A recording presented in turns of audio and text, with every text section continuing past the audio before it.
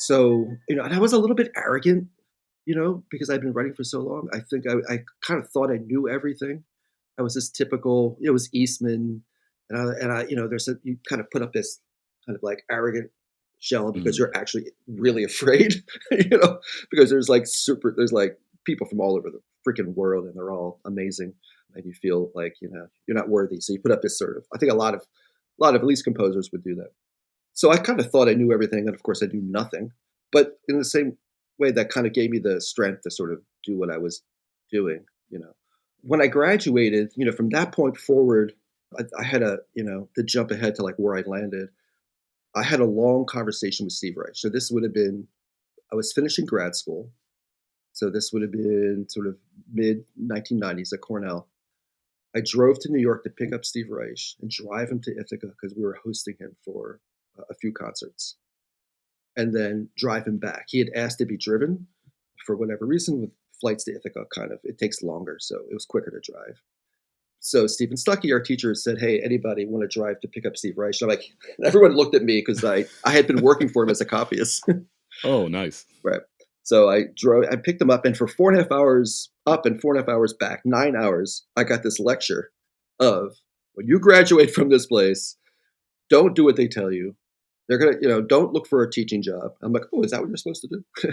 Like, you're gonna end up teaching too many classes in the middle of nowhere. You won't have any time to compose. You'll be God knows where, and your composition career. I've seen it happen with so many talented composers. He said that they just sort of disappear because they're teaching so much. They don't have time to write, and that's it. He's like, you're different than that. Move to New York.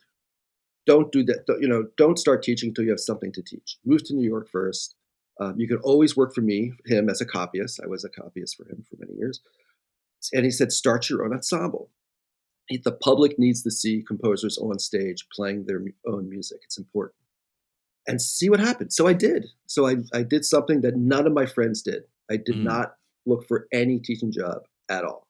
Went straight to New York, started a group, and started playing. And would go to concerts and said, "Hey, would you want to play my music?" And we're like, "No, who are you?" So that I was just basically working as a copyist and writing, and then how I ended up where I am was really just through the greatness of other musicians. Playing my music little bit by little bit by little bit. I think, and I may have mentioned this. I think last time we spoke is there was a commission from Bang on a Can around that time. So I had been at this time sending my music around a little bit. I was always afraid to do that because I hated rejection. So if I got rejected once, I was like, "All right, screw you." And I had sent my music to Bang on a Can for the Bang on a Can marathon, which I went to every year. It was so much fun. Like, especially back in the old, it was great. It's still great. And a few years doing this, after 3 years, I didn't hear a peep back, like nothing. And I thought, oh, I thought my music would fit really well, but I guess not. And that was it. So I stopped sending things to them. And then I get this random phone call from Michael Gordon. And I'm freaked out. It's Michael Gordon on the phone, my freaking hero, is calling me. Sure. Yeah. Yeah. And he says, would I be interested in a commission? They have something called the People's Commissioning Fund. And this was the second year that they were doing it. They had just started it. And would I write something for the Bang on a Kid All Stars, which I'm sure you know who they are. It's their sextet. I was like, "Are you kidding? Yeah, I'd love to." But then I asked him, I sent you guys back then it was cassette tapes. I sent you Mm. these tapes of my piano trio and other things. I never heard anything back, so I thought that it wasn't going to work out. That you didn't really, think the music was going to work. And here's what he told me. He's like, "No, because we all loved it. Me and David and Julie, we all just were listening to it. We really, really liked it. Because I'm sorry we didn't say anything, but we were trying to find a better place to put your music other than just throwing it on a marathon somewhere. We're actually waiting for an opportunity to get something new from you instead of." Wow. And I was so touched. And I tell young composers this all the time, like rejection. You don't really know who's listening to it, and actually, like, you may get rejected, but down the line that actually could turn into something. And here's a great example where it did. So I wrote a piece for them called Five Machines, which I wrote two versions, a version for them and a version for my own ensemble, so we could play it. And they toured it. And this was the first time, maybe the second time, I had a piece for the Assad brothers, the guitar duo that toured something. That was also really, really helpful. So this was one of the first times where my music went from, like small 40 people in an audience, in a little black box theater in the East Village somewhere, to a touring group playing to several hundred people or more multiple times. Like, so, I mean, as a composer, it better than anyone else. Like, we all know that all we want to do is get our music in people's ears. Of And course, yeah. right, yeah, and the best way to do this is a really good touring ensemble. That's promotion, right? So that's what they did for me. They toured this piece everywhere, played it a lot, and sure enough, like, my phone literally started ringing. Like all these early commissions that were really helpful for me in getting my music out there. They all told me the same thing. For example, Kronos called, and it was another weird phone call. I'm like, wait? I thought it was like David Harrington called me, and I thought it was one of my friends, like pulling a joke, like a prank or something. Yeah.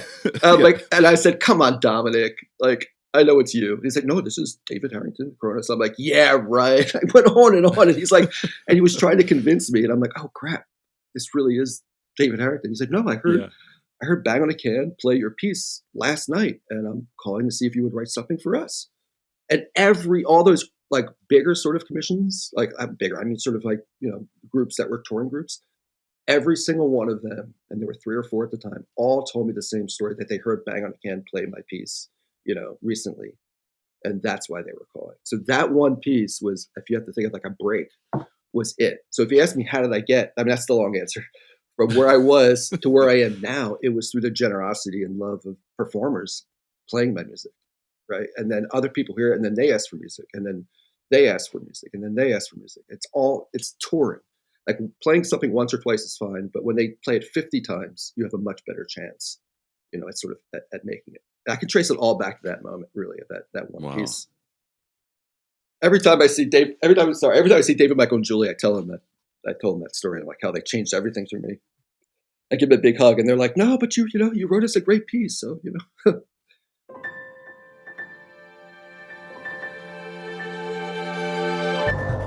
Thank you so much for tuning in to Micromaker by Loose Leaf Transmissions. We hope you enjoyed this brief glimpse into the inner workings of the creative life. If this resonated with you, be sure to check out the full conversation on Music Maker with Tyler Kline, a podcast exploring craft and process, philosophy and inspiration, and the honest, often messy parts of being an artist, creative uncertainty, purpose and identity, and resilience. You can find Music Maker wherever you get your podcasts, or by visiting musicmakerpodcast.com.